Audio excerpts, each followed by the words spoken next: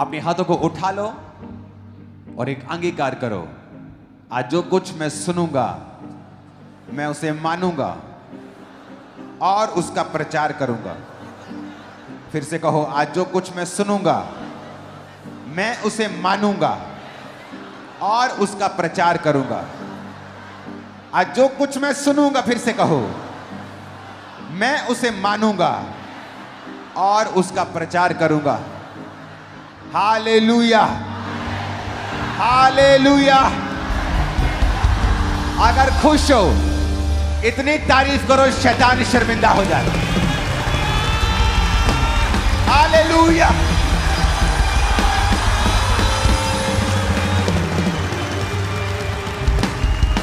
इतनी तारीफ करो कि शैतान तुम्हारी तारीफ देके भाग जाए यार। हालेलुया।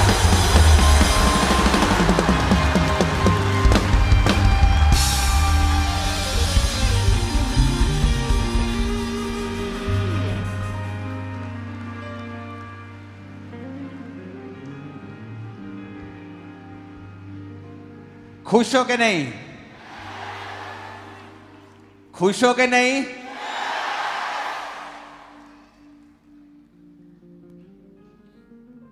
तो नजर आना चाहिए अगर तुम खुश हो तो। अगर ये कलीसिया खुश है तो नजर आना चाहिए। हालेलुया। यीशु मसीह ने कहा था पतरस को, मैं ऐसी कलीसिया बनाऊंगा अधोलोक के फाटक उस पर प्रबल ना होंगे। हमें लगता है कि परमेश्वर ऐसी बात कर रहा है कि अधोलोक आएगा और उसका कोई बंधन कलीसिया पे नहीं चलेगा। नो नो नो, परमेश्वर ऐसी बात नहीं कर रहा। वो कह रहा है अधोलोक के फाटक, जब आप दूसरे शहरों में जाते थे तो फाटक आपको रोकते थे, बॉर्डर रोकता था। परमेश्वर ने कहा कि ऐसी कलीसिया मैं बनाऊंगा कि शैतान जितने मर्जी फाटक लगा दे, तुम उसके फाटकों को चकनाचूर करके आगे बढ़ोगे। ये वो कलीसिया नहीं है जिससे जो शैतान से डरेगी, ये वो कलीसिया जिससे शैतान डरेगा और उसके फाटकों को हम नाश करेंगे यीशु मसीह के नाम में। मैंने कहा ये वो कलीसिया के अधोलोक के फाटक कभी भी ट्रबल ना करेंगे, कभी प्रबल ना होंगे। इसलिए परमेश्वर ने मूसा को कहा था, उसने कहा था स्टैंड स्टिल, उसने कहा था खड़ के परमेश्वर के कामों को देख। यहोवा तुम्हारे लिए लड़ेगा और वो तुम्हारे आगे आगे जाएगा। वो तुम्हारे लिए लड़ेगा, तुम्हें लड़ने की जरूरत नहीं होगी। अगर आप बाइबल को ध्यान से पढ़ें तो वचन शुरू करने से पहले एक बात मैं आपसे करना चाहता हूं।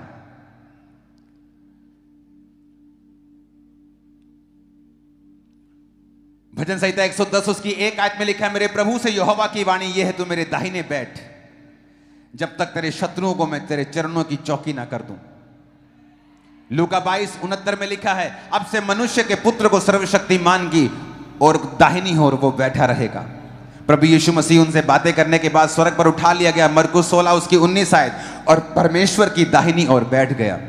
वह पहला पतरस 3 उसकी 22 में लिखा है, वो स्वर्ग पर जाकर परमेश्वर की दाहिनी ओर बैठ गया। आप जब भी यीशु मसीह को देखेंगे, आप देखेंगे वचन में हमेशा वचन ने यह कहा है कि यीशु मसीह परमेश्वर की दाहिनी ओर बैठा है। अलग अलग जगह पे पुराने नियम में दाऊद ने कहा, नए नियम में पतरस ने कहा, यीशु मसीह ने खुद कहा कि वो परमेश्वर की दाहिनी ओर बैठा है।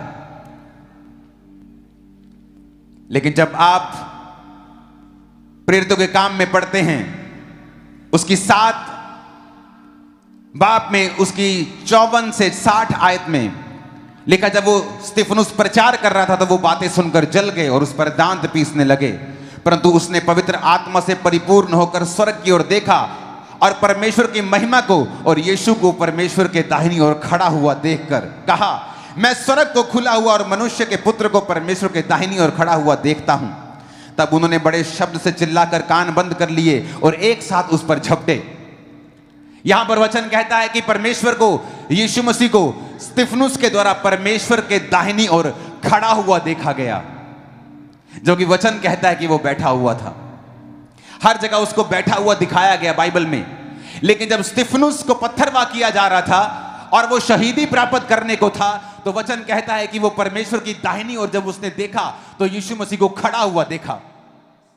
क्योंकि वचन ये भी कहता है कि यीशु मसीह मेरा और आपका वकील भी है, वो हमारा लॉयर भी है। जब वो आपकी लाइफ पर किसी मुसीबत को देखता है तो आपके केस को डिफेंड करने के लिए वो खड़ा होता है।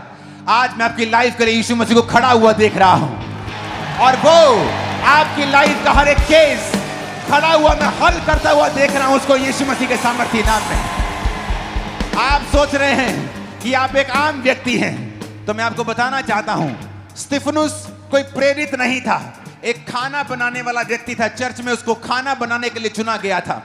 पवित्र आत्मा से परिपूर्ण हुआ और उसने प्रचार किया। और बाइबल कहती जब उसको पत्थरवा किया जा रहा था तो उसने कहा परमेश्वर मेरी आत्मा को ग्रहण कर। हो सकता वो पौलुस की तरह कहता कि मैं मरने के लिए अभी तैयार नहीं हूं, मुझे प्रचार करना है, तो वो ना मरता। लेकिन उसने कहा परमेश्वर मैं आने के लिए तैयार हूं। उसने परमेश्वर को दाहिनी ओर खड़े हुए देखा।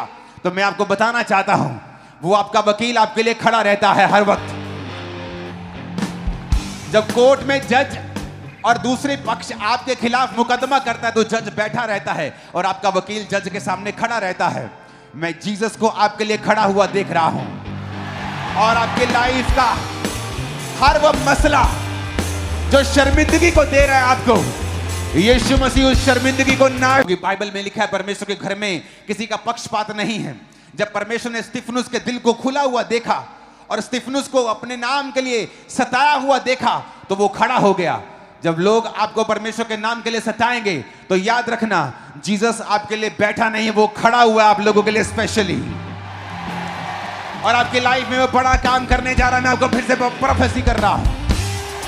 आप उस वकील को जो इस दुनिया का सबसे महंगा और सबसे कीमती लेकिन आपके लिए फ्री वकील है। सुप्रीम कोर्ट के किसी वकील को अच्छे को मिलना हो तो पहले दूसरे वकीलों को करना पड़ता है उनसे मिलने के लिए। 25-50 लाख रुपए एक हेयरिंग का खर्चा देना पड़ता है। वकीलों की वैल्यू समझ आ जाती है लोगों को सुप्रीम कोर्ट जाके। इमेजिन करो जीसस क्राइस्ट किस लेवल का वकील होगा, वो किस लेवल का सामर्थी परमेश्वर हमारा वकील होगा जो आपके लिए अवेलेबल है। और मैं आपको खुशखबरी दे रहा हूं, अगर आप जीसस के बच्चे हैं वो आपके लिए खड़ा भी रहेगा और वो आपके लिए खड़ा भी है। आमीन। ऊंचा चाहिए चर्च। जीसस को मालूम था कि स्तिफनुस मेरे पास आने के लिए तैयार है और वो रेडी था खड़ा होकर उसका वेलकम करने के लिए। मैं आपको बता रहा हूं आप में से बहुत से लोग हैं जो रूहों को बचाएंगे, आप में से बहुत से लोग हैं जो समाचार का प्रचार करेंगे और जब आप हेवन जाएंगे हेवन आपका वेलकम कर रहा होगा। जीसस स्टैंडिंग ओवेशन के साथ आपको मिल रहे होंगे। मैंने कहा यीशु मसीह खड़े होकर तालियों के साथ आपका स्वागत करेंगे जब आप स्वर्ग में जाएंगे। इससे बड़ा आदर और किसी चीज में नहीं है कि वो जीसस खुद खड़ा होकर आपको स्टैंडिंग ओवेशन दे। आप किसी जगह में जाते हैं लोग आपको स्टैंडिंग ओवेशन देते हैं, कहते क्या काम किया है, लोग खड़े होकर आपका स्वागत करते हैं। जीसस स्वर्ग में खड़े होकर आपका स्वागत करेंगे जो उसके नाम के लिए दुख उठा रहे हैं, जो रूहों को बचा रहे हैं, जो परमेश्वर के कामों को कर रहे हैं, जो सताव को सह रहे हैं, जो वफादार रहे हैं दुखों में भी। मैंने कहा वो खड़ा होकर आपका स्वागत करेगा, वहां पे आपका स्टैंडिंग ओवेशन करेगा। आप आम व्यक्ति नहीं हैं, आप आम व्यक्ति नहीं हैं, आप स्पेशल हैं जीसस की निगाहों में। आमीन। ऊंचे वाला चाहिए चर्च। मैंने कहा आमीन। ऊंचे वाला चाहिए चर्च। आप स्पेशल हैं, मैं आपको बता रहा हूं। स्तिफनुस ने कभी नहीं सोचा होगा कि एक खाना बनाने वाला व्यक्ति वो जीसस को खड़ा हुआ देखेगा, जबकि हर एक प्रॉफिट ने जीसस को बैठा हुआ देखा है। जीसस ने खुद कहा है कि तुम अब सर्वशक्तिमान को उसके दाहिनी ओर बैठा हुआ देखोगे, बादलों पे आता हुआ देखोगे। लेकिन जैसे स्तिफनुस का समय आया, जब आपके लाइफ में परीक्षाएं होती हैं, आपकी लाइफ में दुख होते हैं, परमेश्वर के नाम के कारण आपको सताया जाता है, तो याद रखें जीसस जो आपका लॉयर है वो आपके लिए खड़ा है। जीसस आपका वेलकम करने के लिए तैयार है, वो आपको इज्जत देने के लिए तैयार है। बाइबल कहती है। आमीन। ऊंचाई आशीष हमारी है चर्च।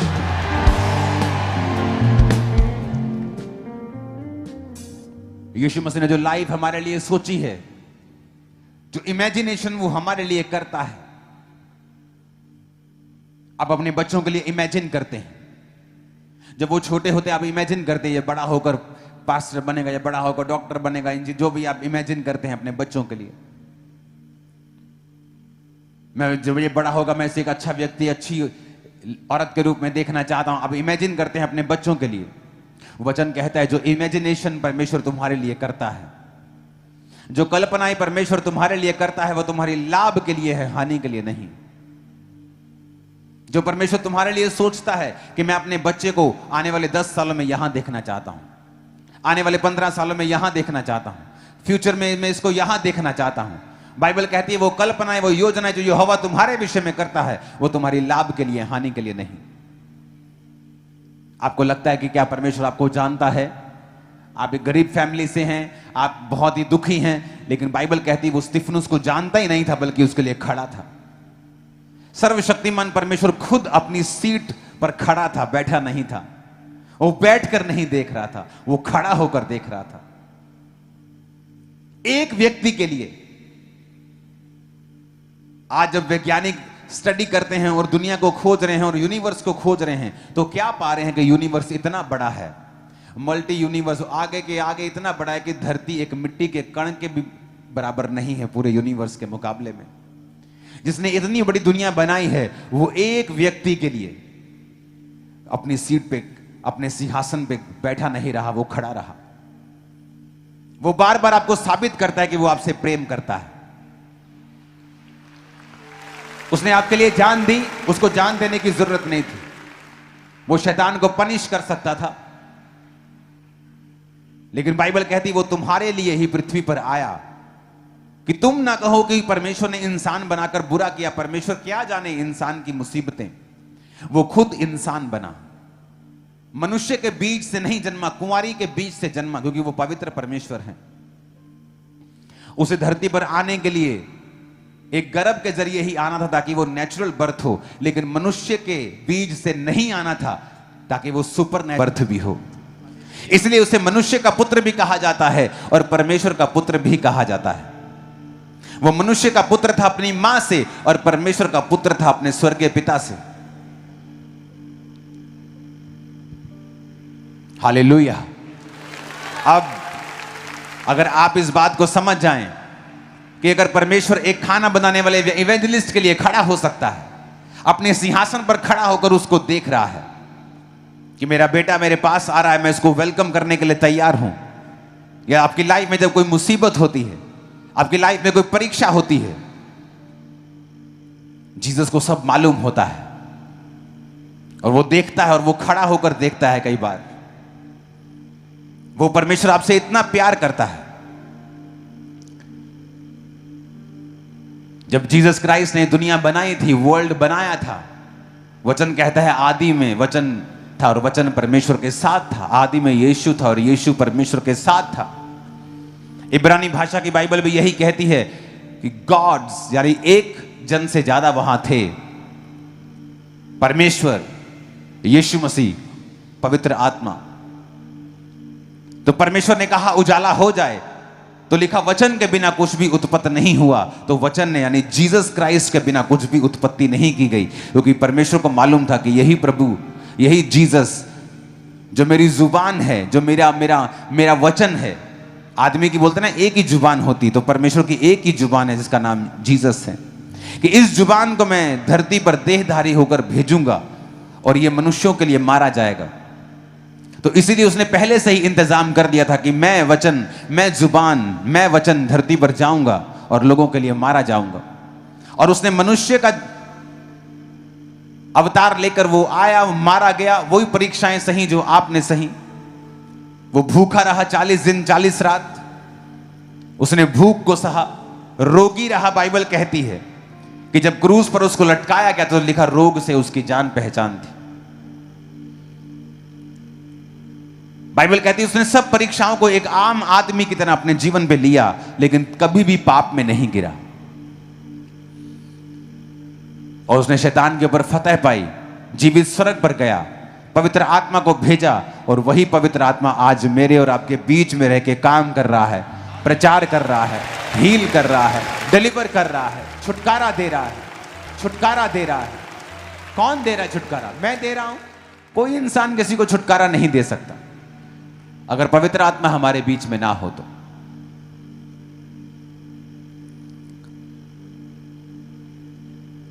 तो जीसस ने कहा कि जब मैंने तुमको बनाया, जब परमेश्वर ने आदम को बनाया तो एवरीथिंग वॉज परफेक्ट। अगर आप बाइबल में देखें तो पहले दिन परमेश्वर ने उजाला बनाया, उजाला हो जाए, तो बाइबल कहती है उजाला हो गया। परमेश्वर ने उजाले को अंधेरे से अलग किया और पहला दिन हो गया।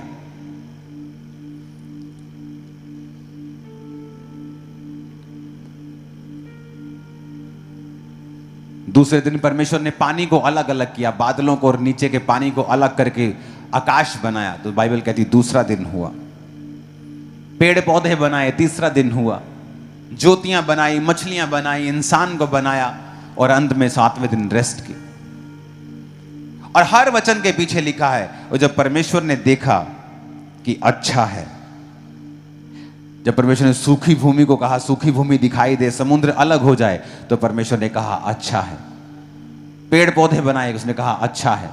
मछलियां बनाई, जीव जंतु बनाए, पक्षी बनाए, और उसने कहा अच्छा है।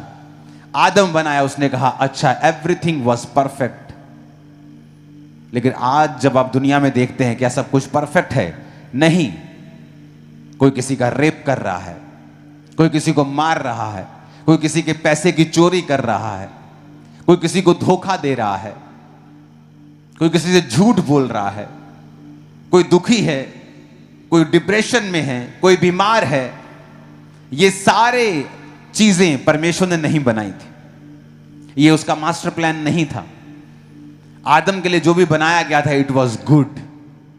और परमेश्वर ने दो पेड़ बनाए, एक जीवन के वृक्ष को बनाया, एक भले और बुरे के ज्ञान के वृक्ष को बनाया। प्रभु ने कहा भले और बुरे के ज्ञान के वृक्ष को तुम मत खाना, क्योंकि तुम्हें बुरे का ज्ञान लेने की जरूरत नहीं है।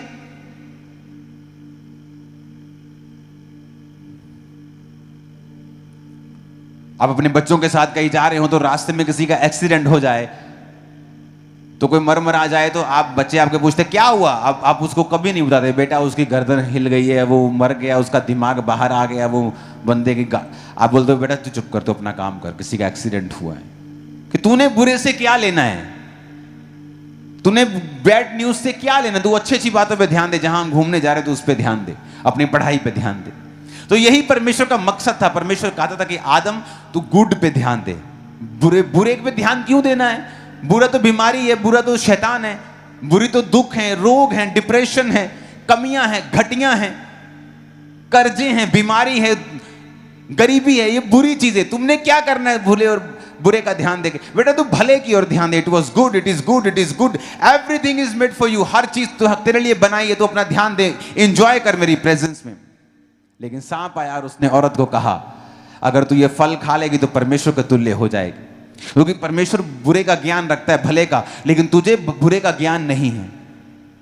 तो वो बेवकूफ समझ नहीं पाई कि मुझे लेना ही क्यों है बुरे का ज्ञान, मुझे क्यों समझना है बीमारी को, मुझे क्यों समझना है तकलीफ को, क्यों श्रापों को समझ, मैं क्या लेना है, जहां जाना नहीं राह क्यों पूछना है उस गली का मुझे। पर वचन कहता है उसने खाया, अपने पति को भी दिया। तो एक काम हुआ बाइबल में, जो पहली बार डर नाम का शब्द आया बाइबल में, फियर।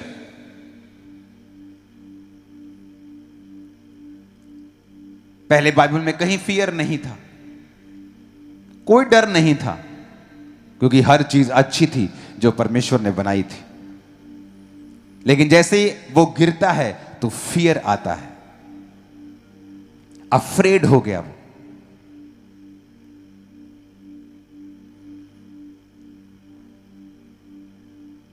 इब्रानी भाषा में लिखा है यारे,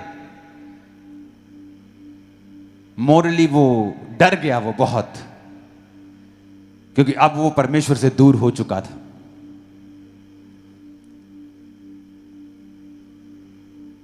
फिर डर आया, वो डरने लगा परमेश्वर से, जहां नहीं डरना चाहिए था अब उसे डर लगने लगा। क्योंकि शैतान अब उसके जीवन में एंटर कर चुका था।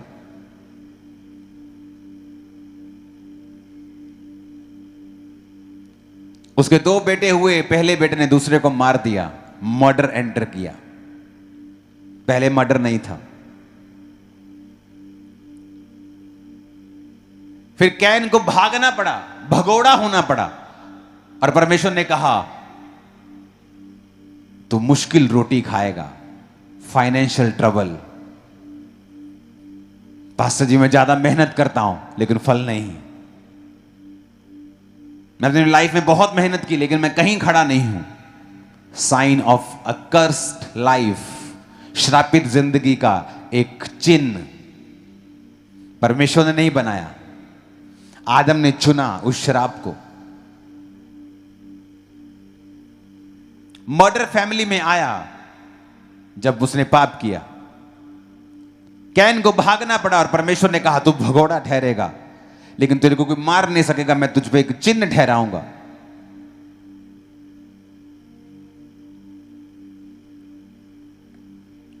परमेश्वर ने फिर आदम को और बेटे और बेटियां दिए,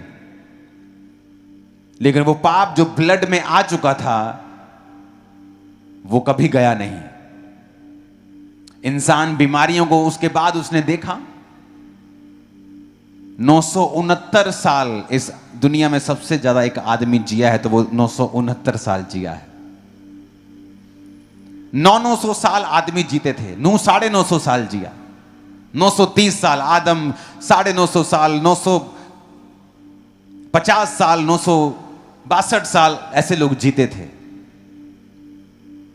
इमेजिन करो पाप के बाद 900 साल जीते थे। इमेजिन करो परमेश्वर ने पाप के पहले कितना लंबा जीने का प्लान बनाया होगा। गिरने के बाद भी वो 900 साल जिए। आदम फिर नहीं सुधरा, उसके लोगों ने पाप किया। वचन कहता है जब आदम के बेटे और बेटियां हुए और परमेश्वर के पुत्रों ने, परमेश्वर के दूतों ने, क्योंकि आपको परमेश्वर दूत भी कहता है, मैसेंजर भी कहता है, मनुष्य की पुत्रियों को देखा और उनसे विवाह किए। यानी जो कैन का वंशज था, जो अपवित्र वंशज था, उसने पवित्र वंशज को देखा और पवित्र वंशज ने अपवित्र वंशज के साथ विवाह किया।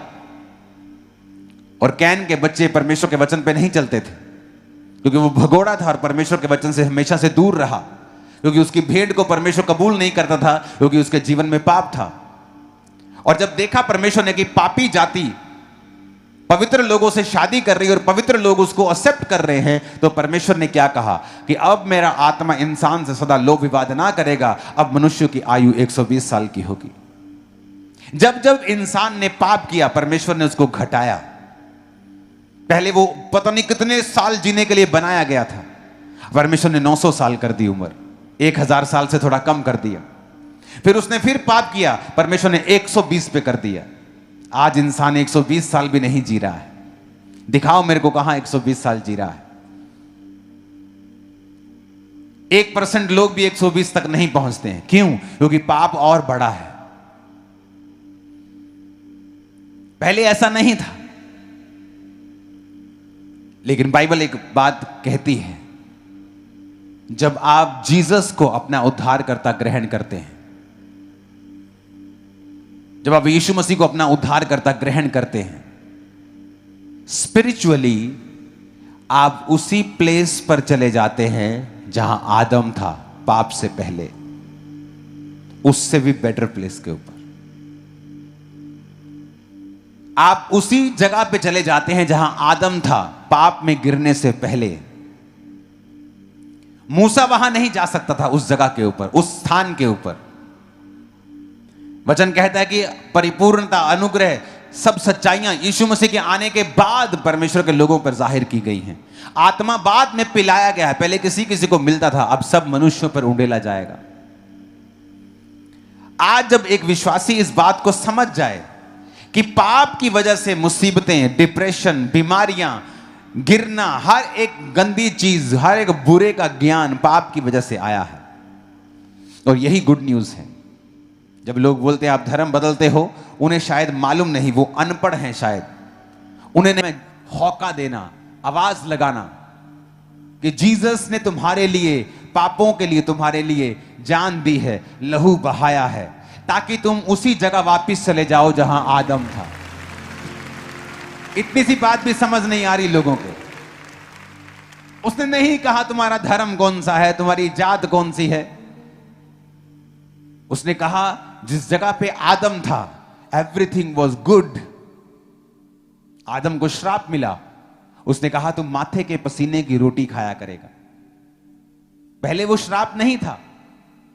धरती ऊंट कटारे नहीं उगाती थी, नेचुरली बड़ी चीजें उगती थी। नेचुरली बड़ी चीजें उगती थी जो आदम जिसे खा सकता था। जैसे धरती पे आज आप घास लगाते थोड़ी ऊपर, हर जगह घास उगती है। पहले ऐसा नहीं होता था। पहले नेचुरली चीजें उगती थी जो आदम के काम की थी। लेकिन वचन कहता है धरती श्रापित हुई, आदम श्रापित हुआ, औरत श्रापित हुई। परमेश्वर ने औरत को कहा तू पीड़ा में बालक उत्पन्न किया करेगी और तेरी लालसा तेरे पति की ओर होगी और वो तुझ पर प्रभुता करेगा। पति को बोला तेरे माथे की पसीने की रोटी तू खाया करेगा, तू मिट्टी से बनाया गया था, मिट्टी में ही अंत में मिल जाएगा। आज जो इंसान सफर कर रहा है, हार्ड मेहनत कर रहा है, मेहनत हम भी करते हैं, लेकिन जितनी हम करते हैं हमारा फल उससे कहीं अधिक ज्यादा है।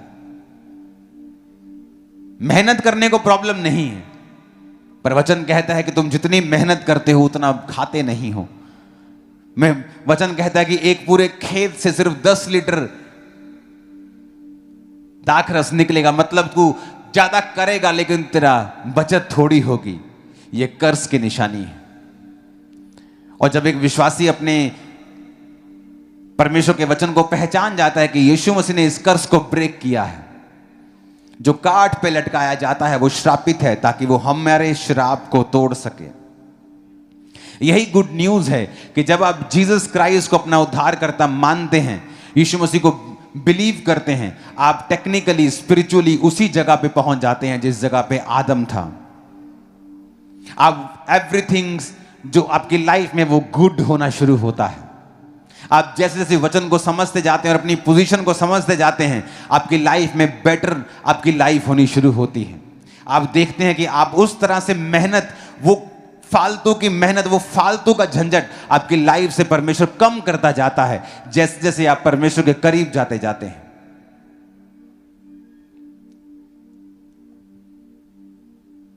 मैंने देखा है इंसान को मेहनत करके कमाते हुए, सफर करते हुए, और मैंने मसीही लोगों को भी देखा है मेहनत करते हुए, लेकिन जो इनकी मेहनत है वो ज्यादा फल दे रही है। वो माथे के पसीने के बिना है, टेंशन के बिना है। आपकी लाइफ में एक बात को आप हमेशा याद रखना, सब कुछ अच्छा चल रहा था आदम की लाइफ में, पर इंसान को पंगे लेने की आदत है। एवरीथिंग वाज सो परफेक्ट कि परमेश्वर ने अब सबको खत्म कर दिया, नूह रह गया अकेला। अब इंसान को पंगे लेने की आदत है। वचन कहता है नूह किसानी करने लगा। उत्पत्ति 9 उसके 20 से 29 आप घर जाके पढ़ेंगे। नूह किसानी करने लगा, लिखा उसने दाख की बारी लगाई और दाख पी के, शराब पी के नंगा लेट गया। उसके एक लड़के ने उसको देखा और टकटकी लगा के देखा, और दूसरे लड़कों ने उसे देखा नहीं बल्कि पीछे से आके उसको ढाप दिया। जिसने देखा वो श्रापित हुआ। और अंत में परमेश्वर ने जो अब्राहम से कहा था मैं कनान देश तुझको दूंगा, वो वही कनानी थे जो उस बेटे के कनान के वंश से, अगर आप बाइबल ध्यान से पढ़े तो। एक छोटे से पाप ने आदम के जीवन में बड़ा काम किया और परमेश्वर से दूर कर दिया, और यही पाप अब नूह के बच्चे के लाइफ में किया और उसने अपने पूरे वंश को श्रापित कर दिया। पाप बहुत चीजें करता है जो आपकी लाइफ में होती हैं। वो आपको घटाता है, माइनस करता है, स्ट्रगल देता है आपको। जिस दिन आप माइंड डिसिप्लिन सीख लेते हैं, फिजिकल डिसिप्लिन सीख लेते हैं, 2 चीजें आपको सीखनी जरूरी है, वेरी इंपॉर्टेंट। माइंड का डिसिप्लिन, कि आप फिजिकली तो व्यभिचार में नहीं हैं, पर दिमाग हर वक्त गंदा सोचता है। आप हर वक्त दिमाग में व्यभिचार करते हैं तो आपको बड़ी मुसीबतों का सामना करना पड़ेगा, आपको बड़ी सारे स्ट्रगल का सामना करना पड़ेगा। आप बहुत से स्ट्रगलिंग आपकी लाइफ होगी। आप परमेश्वर के जन होंगे, आप चर्च भी आ रहे होंगे, आप हालेलुया आमीन भी बोल रहे होंगे, बट स्ट्रगलिंग लाइफ आपका हिस्सा होगी, क्योंकि आपने अपने माइंड को डिसिप्लिन नहीं किया। इसलिए वचन कहता है जो बातें मन भावनी हैं, जो बातें सुहावनी हैं, जो सद्गुण और प्रशंसा की बातें हैं, उन्हीं पर अपना ध्यान लगाया करो। तुम्हारे मन के नए होने जाने से तुम्हारा चाल चलन भी बदलता जाए। मन को बदलना, सबसे अधिक अपने मन की रक्षा कर, क्योंकि जीवन का मूल स्रोत तेरा मन है। मन से ही जीवन जल की नदियां बहेंगी और मन से ही व्यभिचार भी बहेगा। परमेश्वर ने कहा अगर तू किसी स्त्री पर कुदृष्टि देखे, उसे कुदृष्टि डाले और तू अपने मन में उससे व्यभिचार कर चुका। फिजिकल व्यभिचार के कॉन्सिक्वेंस, उसका असर थोड़ा ज्यादा है लोगों की लाइफ में, लेकिन जो मेंटल व्यभिचार में है उनकी लाइफ पर भी स्ट्रगल है उस व्यभिचार का जो वो मन में करते हैं। डिसिप्लिन रखना अपने माइंड को। आप देखेंगे आपकी लाइफ में किस तरह से भी रिजल्ट आना शुरू होता है, और ऐसा रिजल्ट जो शॉकिंग होगा, वेरी शॉकिंग। आप हैरान हो जाएंगे कि मैं इसके काबिल नहीं हूं, मैं ये चीज नहीं ले सकता था, मैं ये काम नहीं कर सकता, लेकिन परमेश्वर ने किया है। Very shocking result. आप हैरान हो जाएंगे, आपको मालूम होगा कि ये काम परमेश्वर ने किया है।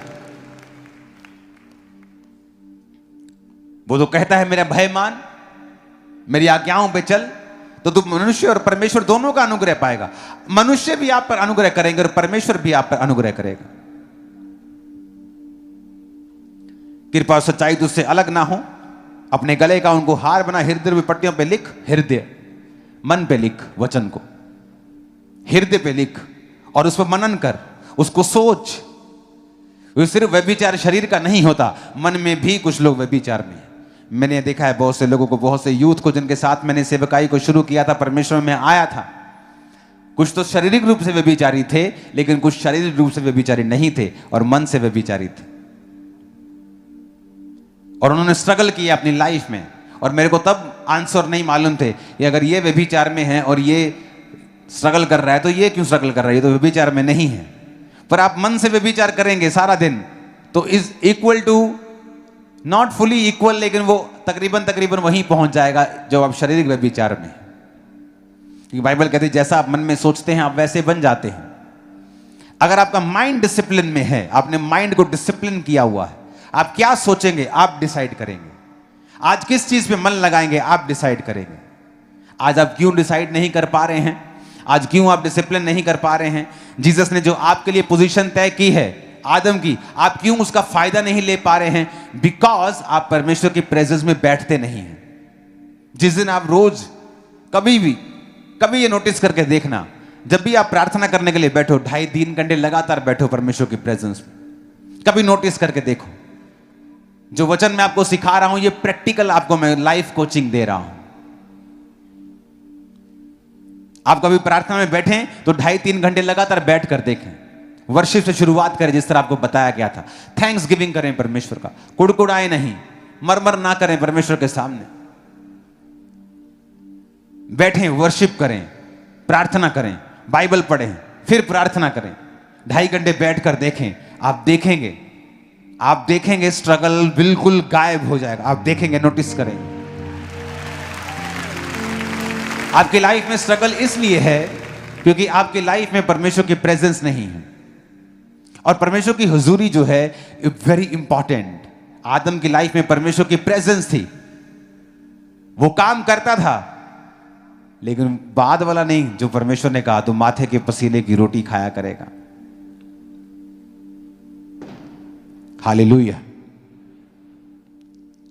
मैं आपको बता रहा हूं एक एक वर्ड, अगर आप यीशु मसीह को पहचान लें, आप उसके वचन को समझ लें, आपकी लाइफ में इतना जबरदस्त काम होगा आप इमेजिन नहीं कर सकते। आपको वचन की नॉलेज होनी चाहिए। 2015 में जब मेरी वाइफ प्रेग्नेंट थी सोफिया से, तो हम जब डॉक्टर के पास गए डिलीवरी टाइम, तो उसने कहा अभी कुछ घंटे लगेंगे, आप इनको लेबर रूम में रखते हैं। तो डॉक्टर साहब का घर भी उसी हॉस्पिटल के ऊपर ही था। तो वो चली गई खाना वाना आप अपना फैमिली के साथ, सुबह का टाइम था नाश्ता करने के लिए। तो उसे मालूम था कि अभी 6-7 घंटे 8 घंटे लगेंगे। तो जब नर्स ने जाके बताया कि नहीं, डॉक्टर को बताया कि बेबी जो है वो डिलीवर होने वाला है, विदाउट पेन किलर, कोई पेन किलर नहीं लिया, कोई मेडिसिन नहीं ली, मिनट्स में डिलीवरी हुई विदाउट पेन। आप इमेजिन कर सकते हैं? परमेश्वर ने कहा था कि तू पीड़ा करके बालक उत्पन्न करेगी, लेकिन यह प्रभु की सिद्ध इच्छा नहीं थी। हमारे दोनों बेबी पेनलेस हुए और डॉक्टर हैरान है। और सुनो, ये नहीं कि बेबी छोटा है या छोटा था 2 किलो का था, एक बेबी 4 किलो से ज्यादा था, एक 3.5 किलो के करीब था, हेल्थी। जब बेबी होता था तो ऐसा लगता नहीं था कि अभी हूं, ऐसा लगता कि महीना डेढ़ महीने था बेबी। आंखें खोलियां पूरियां, ऐसे आंखें खुली पूरी, पूरा अलर्ट।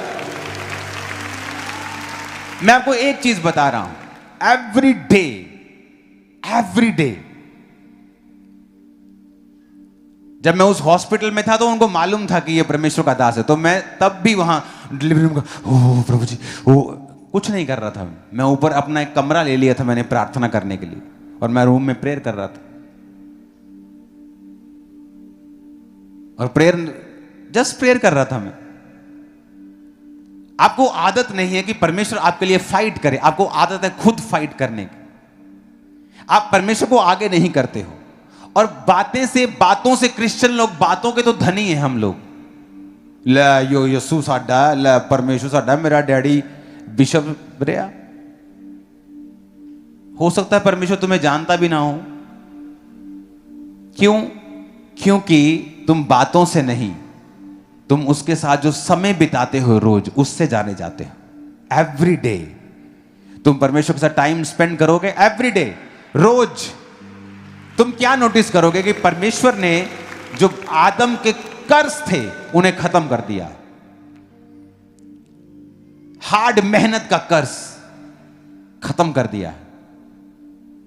आपकी लाइफ को वो इजी करेगा, फाइनेंस को इजी करेगा, शरीर को वो इजी करेगा, श्रापों को खत्म करेगा। आप देखोगे कि वो कर्ज आपकी लाइफ का हिस्सा नहीं है।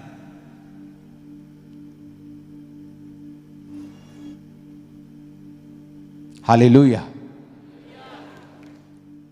लेकिन वो एक्टिवेट होगा जब आप उसकी प्रेजेंस में रोज बैठेंगे। अगर आप पास्टर हैं और अगर आपकी प्रार्थना 4 घंटे से कम है तो आप बहुत ट्रबल में हैं, क्योंकि लोगों का भार भी आपको सहना पड़ेगा और आप कंफ्यूज रहेंगे, आपको बड़ी प्रॉब्लम्स होंगी, अटैक रहेंगे आपकी लाइफ के ऊपर। और एक विश्वासी अगर 2.5-3 घंटे से कम प्रार्थना में है, बहुत मुश्किल होने वाली है। हर चीज के लिए आपको जोर लगाना पड़ेगा, आपको हर चीज के लिए फेथ करने के लिए आपको बड़ा अंदर से अपने आप को मोटिवेट करना पड़ेगा।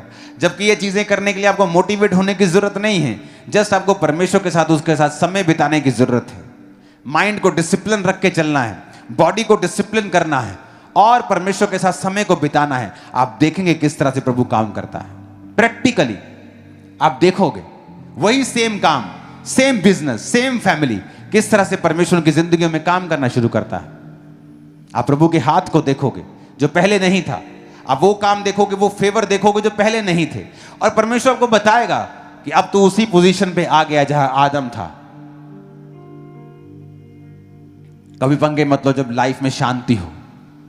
नूह की लाइफ में शांति थी, सारी दुनिया का मालिक था वो, सिर्फ वो और उसके बेटे और 3 बहुएं और पत्नी। पर फिर पंगा लिया। आदमी पंगा लेता है जब वो ब्लेस होता है, कई बार तब भी पंगा लेता है वो।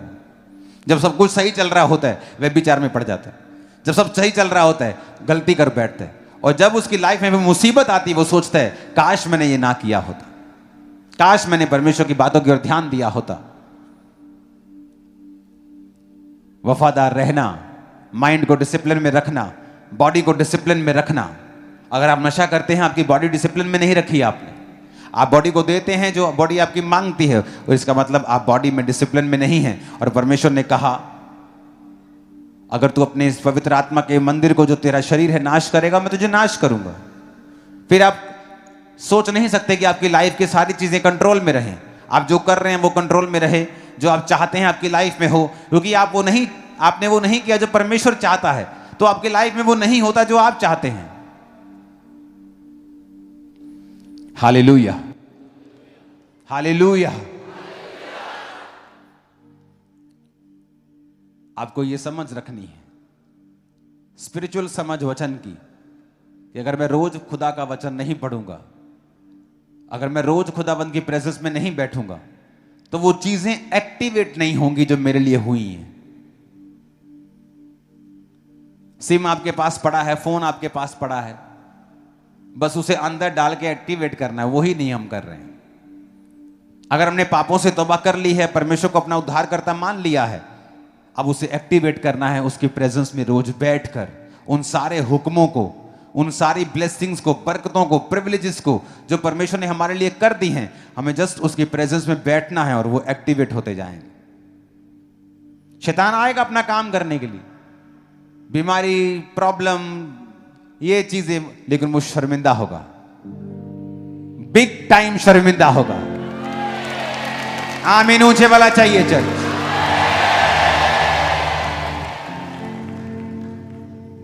हालेलुया।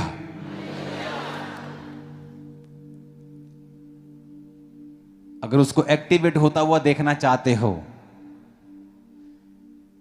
कि जो आदम जिस लाइफ को एक्सपीरियंस करता था वो कैसी थी, तो दिमाग का डिसिप्लिन रख लो। आप कंट्रोल नहीं कर सकते कि आप फेसबुक चला रहे तो क्या आपकी फीडबैक में आएगा, लेकिन आपको उसे देखना है कि नहीं देखना है, आप कंट्रोल कर सकते हो। आप मक्खियों को भिन भिनाने से रोक नहीं सकते, लेकिन आप पर वो बैठेगी कि नहीं, आप इसे रोक सकते हो। कोई विचार शैतान आपके दिल में डाले, आप इसे रोक नहीं सकते, लेकिन उस विचार को कितना आगे लेके जाना है या उसे कैंसिल कर देना है, ये आपके हाथ में है। कोई आपसे बुरा करता है, आपको अब देखना है कि आपको अपना माइंड करप्ट करना है और बदले का बदला बदला करना है, तो ये आपके हाथ में है।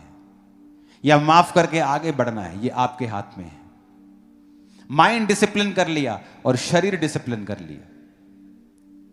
शरीर को वो खाने को देना है जो इसको हेल्थी रखे, शरीर को वो देना है जो इसको नुकसान ना दे, और इसका ध्यान रखना है। जब माइंड डिसिप्लिन हो गया, शरीर डिसिप्लिन हो गया, आप प्रभु की प्रेजेंस में रोज बैठना शुरू हो गए। अगर पास में है तो कम से कम 4 घंटे, अगर आप 5 घंटे बैठ सकते हैं तो बेस्ट है, अगर आप बिलीवर है तो 2.5-3 घंटे करके देखो, प्रैक्टिकल करके देखो, करके देखो। ऐसा 1 महीना, मैं नहीं कह रहा साल, 1 महीना भी ज्यादा है, करके देखो। 10 दिन चेंज हो जाएगी लाइफ तुम्हारी। 10 दिन करके देखो, तुम्हें 10 दिन में समझ आ जाएगा। 10 दिन में, इन 10 डेज तुम्हें समझ आ जाएगा। दाऊद क्यों इतना कॉन्फिडेंस में था कि मैं इस गोलियत को मार दूंगा? क्योंकि उसने भालू को मारा, शेर को मारा। वो कॉन्फिडेंस कहां से आया? प्रैक्टिकल करके। आप जब प्रैक्टिकल करेंगे, माइंड डिसिप्लिन, बॉडी डिसिप्लिन, 2.5 घंटे रोज, 3 घंटे प्रार्थना, आप 10 दिन करके देखेंगे, आपको फर्क समझ आने लगेगा, प्रैक्टिकल हो जाएगा। आप फिर महीना करेंगे, आपको समझ आ जाएगा। आपको समझ आ जाएगा क्या फर्क था उस जीवन में जब मैं क्रिश्चियन होने के बावजूद भी खाली था, क्रिश्चियन होने के बावजूद भी रिजल्ट्स इतना नहीं था जितना होना चाहिए मेरी लाइफ में। आपको समझ आना शुरू हो जाएगा। और जब आप सीख गए, आपने इसका टेस्ट कर लिया, जब इसका टेस्ट पड़ जाता है, दुनिया की सारी चीजें फीकी लगने लगती हैं फिर, क्योंकि फिर आपको सक्सेस का फार्मूला समझ आ जाएगा।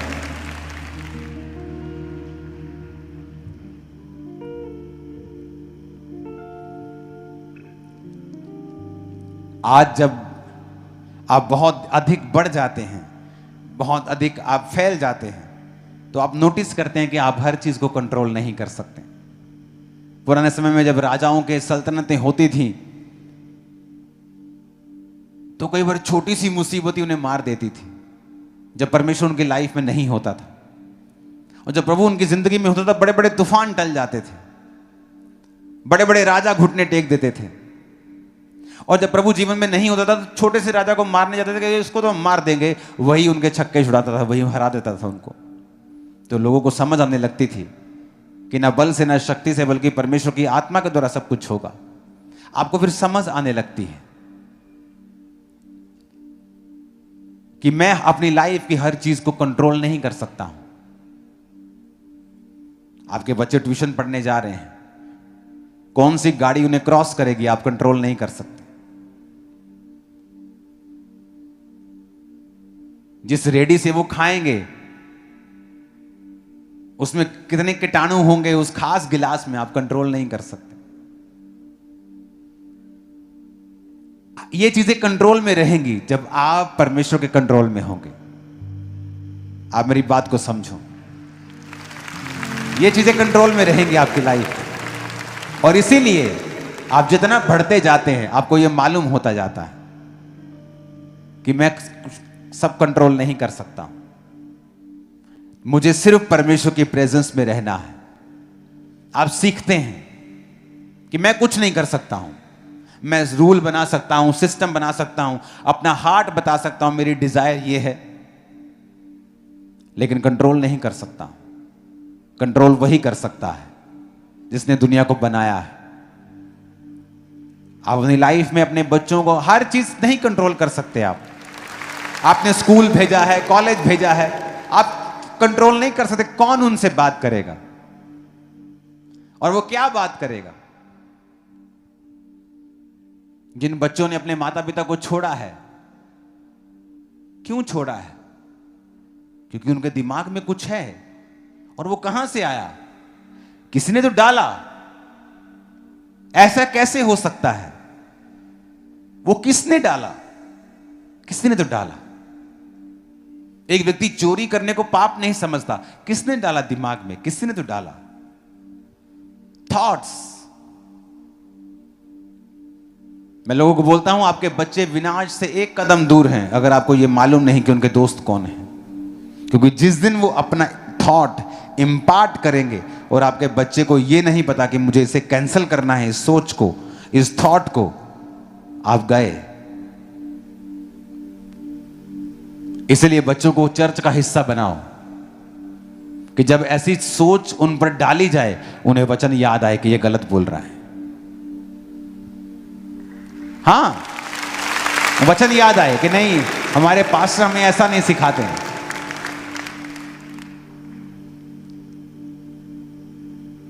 आज फॉरेन में चले जाओ तो टीचर्स माता पिता से बच्चों को इमोशनली अलग करने की कोशिश करते हैं।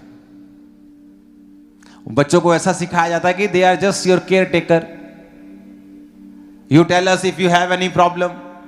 अगर तुम्हें बुली करते हैं, तुम्हारे डैडी तुम्हें डांटते हैं, तुम्हें ऐसे भी किया तो तू कॉल कर हमें। इमेजिन, बच्चों को समझाया जाता है ऐसा। वो रूल तो शायद उनकी बेहतरी के लिए किया गया होगा कि कोई माता पिता बीट ना करे, उनको अब्यूज ना करे, लेकिन वो कब मिसयूज शैतान करने लगा। लेकिन अगर वो बच्चे बिब्लिकल वैल्यूज में बढ़ते हैं वो कभी ऐसा नहीं करेंगे। तो सब कुछ परमेश्वर के हाथों में है। अगर आप अपना पार्ट प्ले करें, प्रभु की प्रेजेंस में रोज बैठें, माइंड डिसिप्लिन करें, शरीर को डिसिप्लिन करें, रोज परमेश्वर की हुजूरी में समय को बिताएं, आपको रोने की जरूरत नहीं पड़ेगी।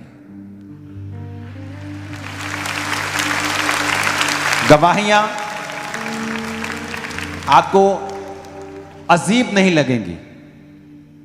आपको मालूम है, हां ये गवाही मैं ले सकता हूं, मुझे मालूम है कैसे लेनी है। आपको कुछ भी शॉकिंग नहीं लगेगा, अच्छा ऐसे तो हो ही नहीं सकता।